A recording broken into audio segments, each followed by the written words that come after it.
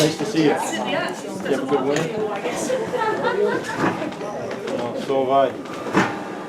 Oh, Jesus. You look good. I just said how things in these things. Yeah. Are you up to? I gotta sit down there when I You're get going to to. demo the whistle, right?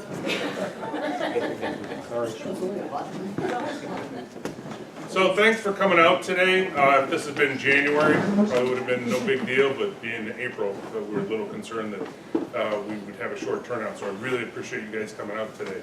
We're very fortunate today to have actually two events, one a short one and then one a longer one. We first of all have the esteemed privilege of having the noted author Don Dunlap with us today. Don is going to present a token to the Antrim Historical Society, and I'll let him fill in the gaps, but I appreciate him being here today and in your contribution already to the Historical Society, which you've already done. Not only Antrim's, but Concord, Manchester, a number of different places that you've contributed. We greatly appreciate that. So, Don, feel free. Again, if you haven't seen it, Don's an esteemed author. He's got his own book. It's at the library, and you can also purchase it. I'm right here. I'm right here. Right behind you. Okay, this is a piece of furniture that my nephew made, Roger Dunlap. And when you sit down and you look at the details that he put into this pretty valuable piece. And the group of Dunlap people, I want to give it to the Antrim. Could you tell us why you made it? He made it for me. Yeah. On what occasion was that? Well, he worked with me in the cabinet making trade, so, and he was a fine young man. Great. Well, we greatly appreciate it. We'll take it, we'll honor it, and we'll make sure we display it. We greatly appreciate it. Thank you very much.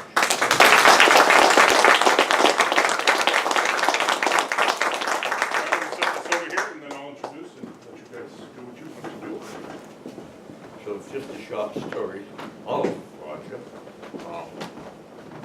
He worked with me for about 2 years in my shop, and he did very, very well. And then he opened up a shop on Route 9, a very nice shop. And went into business for himself, and I give him my lumber list and my customer list. And at 46 years old, he dropped dead. He had a wonderful future now. And if I could add a quick story, Don was just a neighbor of mine. When I moved in, him and his wife took us over, as our other neighbors did, and really watched us over us quite well. And I was fascinated by the toolless designs of his highboys. If you've never seen them, you know, they're unbelievable. With the tiger maple, is it? Yes, just amazing. So he finally worked up the courage to ask me to help him one day, because I think some of the boys were busy and they weren't available. So I came over to the shop, and he let me help him carry out one of the highboys in pieces. Well, I kind of touched the door just a little bit, and he never asked me again. So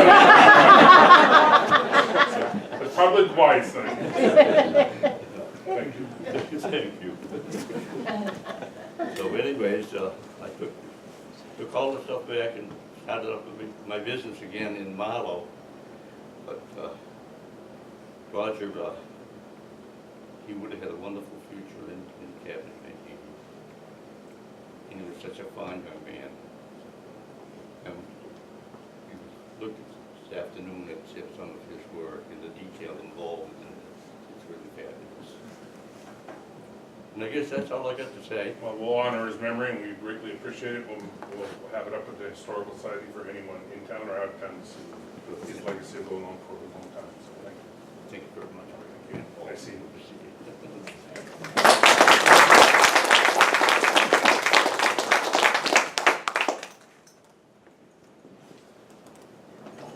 So our second event today, as you may know, and it's kind of an apropos day. 5 years ago, a lot of us know what we were doing when the events in Boston happened and the first responders did what they did. And we have a number of those people in this room today. And so today's honoring the history of the Antrim firefighters. We like to call them volunteer firefighters, but I hear that word is probably not the best used term for them. I read recently that 69% of firefighters in the nation are in fact volunteers, fire department volunteers. So what they do is pretty important, particularly when you need them. Another quick story, I had the opportunity to utilize their services a couple years ago. I had a Toyota Camry that I kept saying I was going to drive into the ground. I was close to 200,000 miles. I wanted to hit that mark so I could send it into Toyota and say, hey, I'm one of you guys.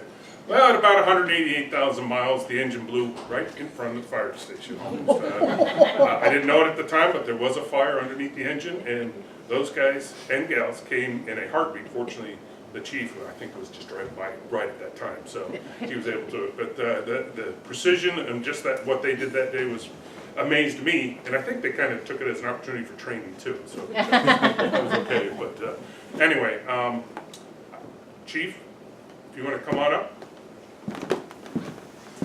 This is Chief Marshal Gale. I'll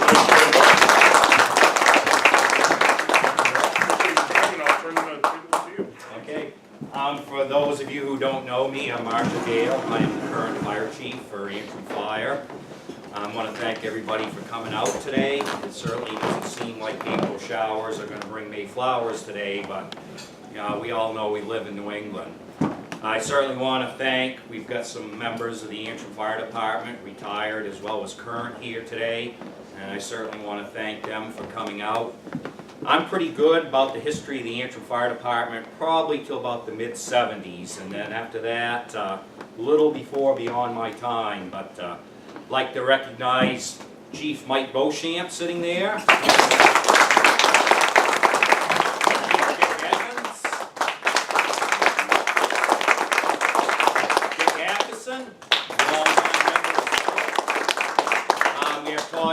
Here, many years of service. Lieutenant and captain over the course of his career. I'd like to thank retired firefighter Joe Smith for coming. We also have our current captain Jason Breyer here as well. And I'm making sure I didn't forget nobody. So we've got I guess a pretty varied display of stuff from Antrim Fire. Some of it current, some goes back. We've got some logs from the early 1800s. Antrim Fire first became official in 1850 when the town formed the precincts. Before that time, basically all we had was just some volunteers with a bucket brigade. But in the 1850s, they formed a precinct, and the selectmen at the time supported it, and they also purchased some equipment. I believe we had a horse-drawn hose wagon at that time. And like I said, that area is a little gray for me, so I'm hoping as some of the other members speak that they can fill in the blanks for me. This year will give me 42 years of service with Antrim Fire. The way I came about joining the fire department was in April of 1976, chumming around with a good friend of mine, Wayne Sherburn, who unfortunately is deceased now. He was a member of Antrim Fire at the North Branch Station, and we were just riding around, and there was a brush fire up at Lovren's Mills in Edwards' old blueberry patch.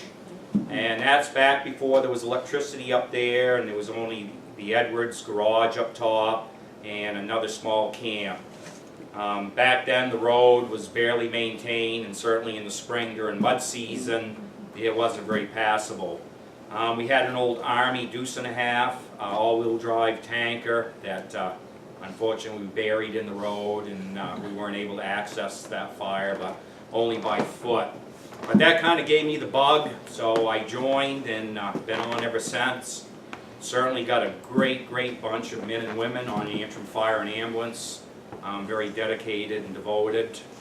I put this in the town reports because a lot of people don't realize, as Rick said, we're a volunteer, but we're more classified as a call department in today's terminology. We're not at the station 24/7, but we are on call 24/7. And we do train to the same standards and certifications as a firefighter in the city of Manchester. So everybody's very well trained. We train once a month. And as Rick said, sometimes we get on-the-job training, so.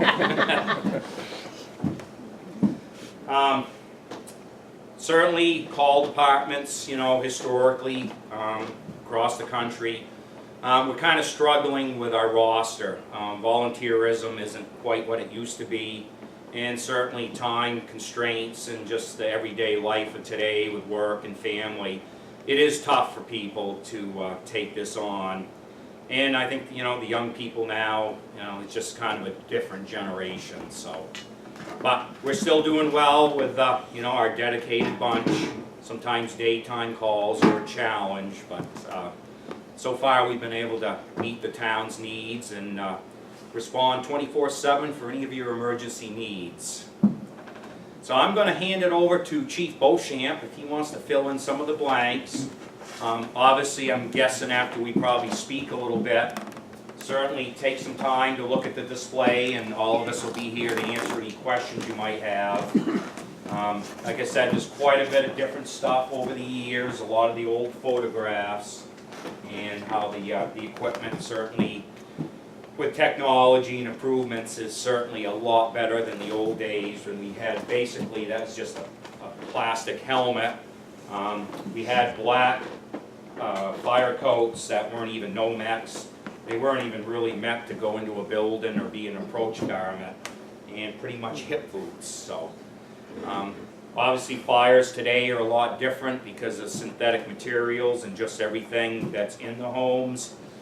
I mean, the old rule of thumb was a fire doubled every minute it burned. Now it's probably closer to 20 seconds. And certainly the gases that it gives off during the burning stage are a lot more toxic. So I'm going to turn it over to Chief Beauchamp. We talked about those coats. I think we had 5 of them. They were all rolled up in a ball in the side of one of our engines. And when you go to put them on, they'd be wet anyway, but they didn't smell very good neither. Anyway, that's what we had, them and them helmets. When I got on in 1966, I don't even think we had an air pack. I think we might have had, okay, we had 2. And that's when we started raising our own money, starting to buy a lot of our own stuff. And Henry was our chief, very good man to learn from. And I said I started in 1966. I can remember the first call I went on was at the Goodall Company. They had some type of fire, a pretty good fire in the back corner where the furnace and oil and stuff was all stored. And I can remember with a 2.5-inch line with someone else on the outside, putting the fire up and trying to put the fire out. We were down an engine that night because they decided to drive through the main basement and come out on the other side so they could have a truck on the other side. Well, it was so full of smoke that when they got the truck in there, they had no oxygen. Well, that truck sat in that station and in that Goodall Company all night long. You couldn't start it. Well, once the smoke went, it started right off and they backed it up. But that one was the first one I went on. We didn't have much medical at that time, and a few of us got into a little bit of it. But anyway, Henry, we bought our, I think in 1974, we bought a real truck. And we got rid of the old Diamond D we had, which was a sweet piece of equipment. And we were carrying somewhere around 2,200 feet of 4-inch holes on it. And boy, that was name of the thing around. No fire you went to is they wanted that 4-inch line. So we went to a lot. I think we went to Francistown with it more than many of them. They used to have some pretty good ones in Francistown. But as the years went on through, you come up the ranks, lieutenant, captain, deputy chief, and then I was finally asked to be chief in 1989 when Henry retired. And when I took it over, we still had a lot of vintage equipment other than the new engine that we had bought when we moved into the new station. And so we worked on it over the years, and we do have some very nice equipment up there now. Everything is still in A1 shape. That's one thing I'll say about the men on the fire department, they kept their equipment clean. Every time they come back after in the winter time, it was all, they were all rinsed down, rinsed underneath. They really did a real good job on it. And we had a few fires. I think the two that I remember the most was when the fire station burned. The wind was blowing like hell, and it really amazed me how it took one block of wood and blew it right straight over West Street, and them houses, and landed right in through a window into the Edmunds hardware store. And I want to tell you, and it had the land and where, other than way upstairs. So one of the employees come over and asked me, they says, we can smell smoke in our room. And all I could say to myself was, that must be going. So Neil and I walked over, Charlie and I. And we started up the stairs. We looked at one another and we said, oh shit. That attic was just about like you never saw so much fire roll in one spot as that attic was rolling. And well, we'd start all over again. We start swiping equipment from this fire and put over there, and we had towns come in. We had, I think, Jaffrey and Dublin, and all them towns were all in Peterborough. They were all over here. And I think they did a great job in stopping the fire at Edmunds, because I foresee that going right to the ground, but it didn't. And the other one was when the Ashford house burnt over here. I was just telling someone that Neil and I, Charby and I and Barry Frost, we walked in there. It came in as a house fire, but yet there was a little bit of smoke, but it was about it. And then when we got in, we got looking around, it was warm in there. And we were standing there talking, and all of a sudden I looked at Barry and I says, look at that. He looked at the door jambs, and the paint was blistered. So we started investigating. We let Hank know what was going on, and we went up and we took one of our poles that we had, and we poked the opening to the attic. And that attic here again was fully involved. That's where the fire went. And it went right straight down through the attic, all the way to the barn. We did say the barn, but that was about it that happened that night. I mean, it was hard. But from then on, we started very good. We were very proud of the fires we got to, and if there was a chance of saving the building, it was saved. I mean, one out on Pierce Lake Road, a nice big beautiful home. We got there and there wasn't a window that the flames weren't shooting out of. So, you know, he'd say, yeah, you kind of write that off. You would love to call the insurance company and say, look, this is fully involved, it's going to go down, it's going to be a total loss. Can I just let it go? But they don't let you do that. But anyway, that was I think one of the hottest ones we were due for a long time. We've had a few around lately. I was one of the fortunate ones that I never had a fatality in a fire. And Marshall, his first January, he took over. Of course, there had to be one, and it was on his ship, on his call. I really felt bad for him, because we, went through all them years without fatalities and stuff. But buying gear, our first real set of gear we were called the Yellow Cherries, because it was all yellow. Dick got it through a grant. And everybody teased us about, what's everybody wearing today? Same color we were wearing years ago. But they calling us the cherry birds, but we didn't really care. But we were safe, it was good gear. And from then on, we've been keeping up with the gear. We got a grant for all new gear from 12 years ago. So, and one of the stipulations in the grant, when you get that stuff, you've got to tell them how you're gonna keep it up. And to keep it up, we set, 3, maybe 4 set of gear a year. That's just about what we're doing now, isn't it? Yeah. And got a grant for new airbags. And I think he's working on another grant for some more new airbags.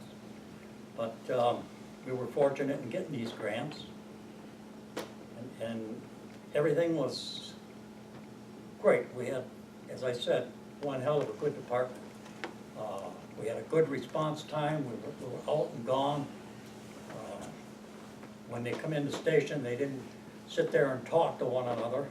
They ran in the station, they got dressed, and they discussed everything going to calls. We did all our discussing in the trucks. And they were waiting for me or Marshall or whoever was the officer on the scene that got there, tell them what they wanted, how they wanted them set up. And it was all, everything right now is all set up by radio before the truck even arrives, if the officer gets on the scene first. Everything's all set up for them. They just do what they want, and they go in and get the job done. In 1973,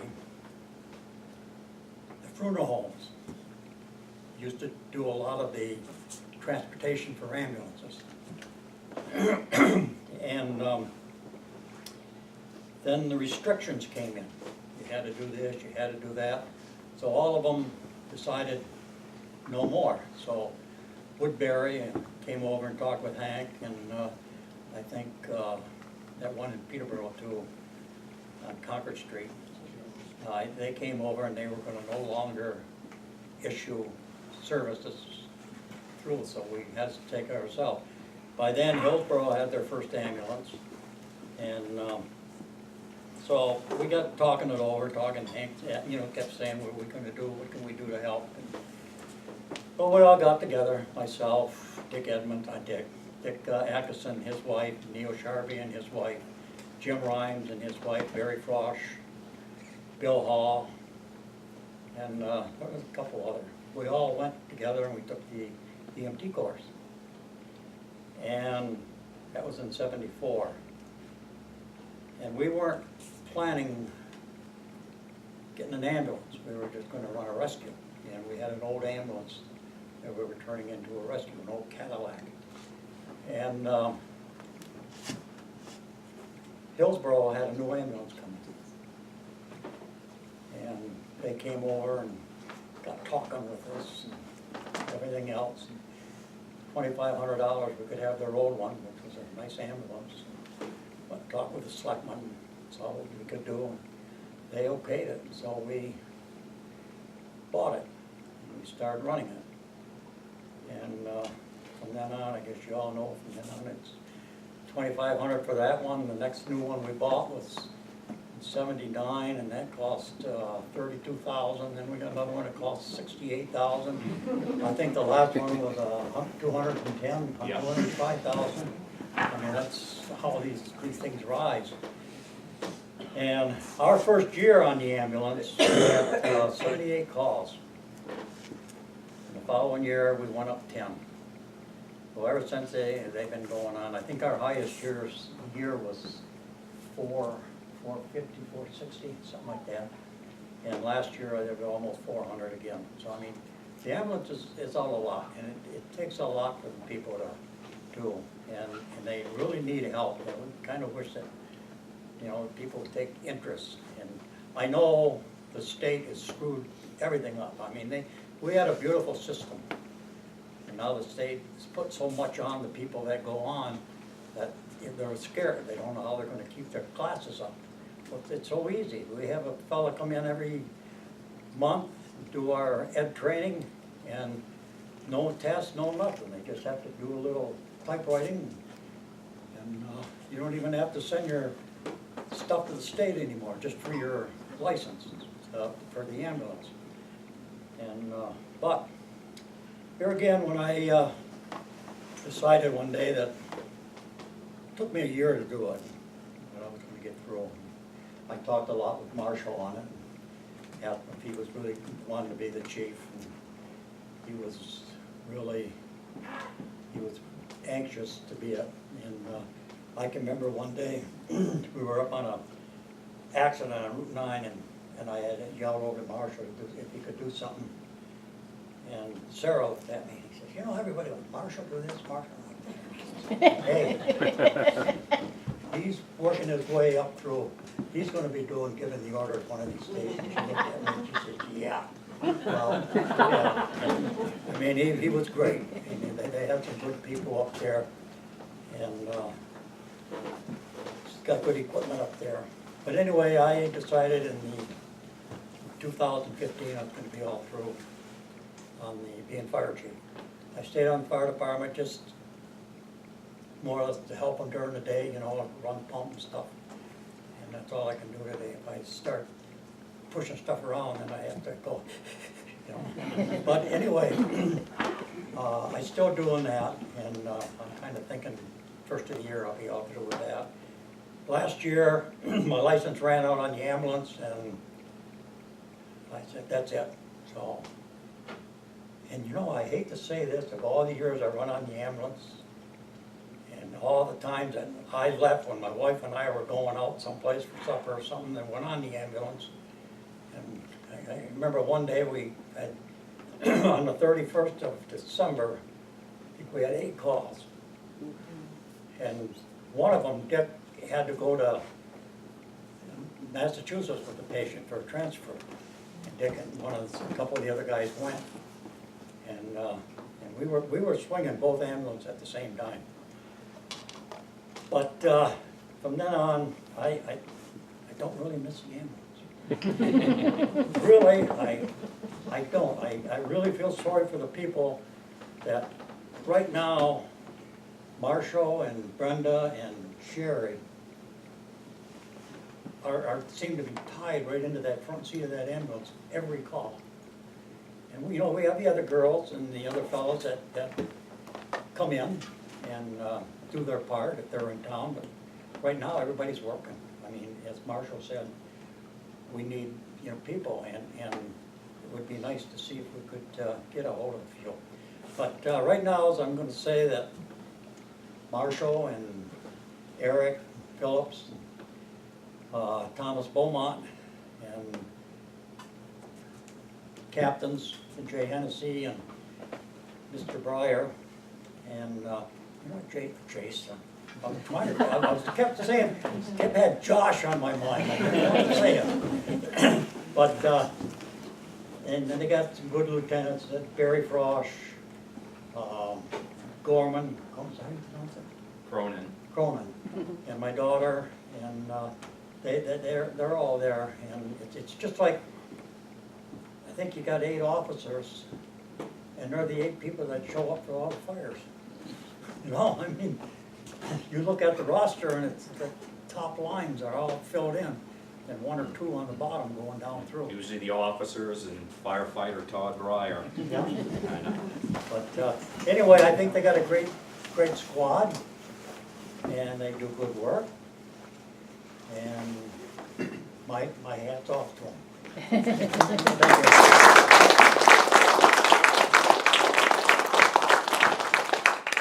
Certainly during Chief Beauchamp's tenure as chief, certainly was a big driving force on the equipment upgrades and stuff. And a lot of that is why where we're at today with some of the equipment we have.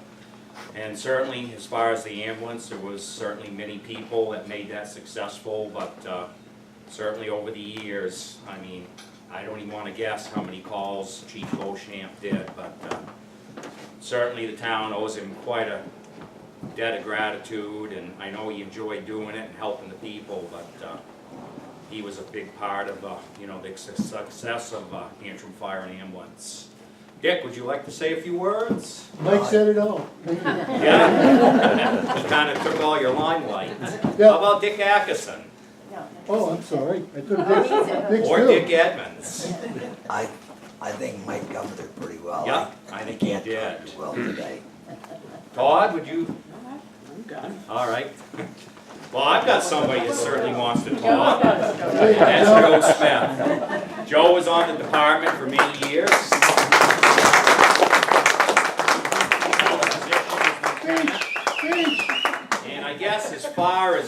anybody right now, living today, that knows the history of the Antrim Fire Department, I'm gonna say is Joe Smith. So he's brought a lot of old newspaper clippings and pictures, as well as we're gonna pick his brain a little bit. So, Joe? What are we talking about? Well, first of all, I want to thank Marshall Gale for calling me a couple of weeks ago and asking me to come today. So, thank you, Marshall. I'll get back at you for this. I grew up here as a young fella, and was kind of the woodwork here for many years. And I love history, and history was always a big thing that I was interested in. And when the fire station was down on the main street, it was pretty convenient to be able to go by the station, the old station down there, and guys would be out either washing the trucks or doing something to them. And so I got to know some of the older gentlemen, stayed on,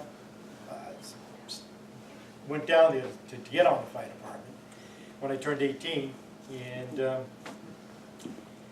one of the neat things about the old fire station is I'm kind of doing a little bit more approach to some of this stuff than what Marshall and Mike did.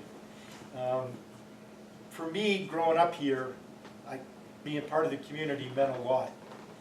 And as I started thinking about how I could get on the fire station and get onto the fire department, one of the things that was interesting was that one of the really neat things when I finally did get on was, when I finally got on, one of the things that was kind of neat was a lot of the old timers, and this was something to do with Henry Cutter.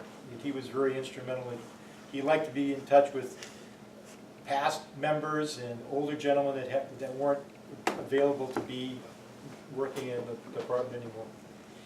And one of the things that he liked us to do, and we continued for a long time, was around Christmas time or Thanksgiving, we would put a basket of fruit together and go around to widows or firemen that were still alive and bring them a Christmas basket or a Thanksgiving basket. And to me, that was just more of, you know, you're not just going here to wash trucks, get up at 2 o'clock in the morning and go to a chimney fire. It actually turned into, wow, this is really something. And one of the other things that was pretty neat too at that time was, in the winter time, the fire station wasn't locked. I mean, we never locked the door to the fire station.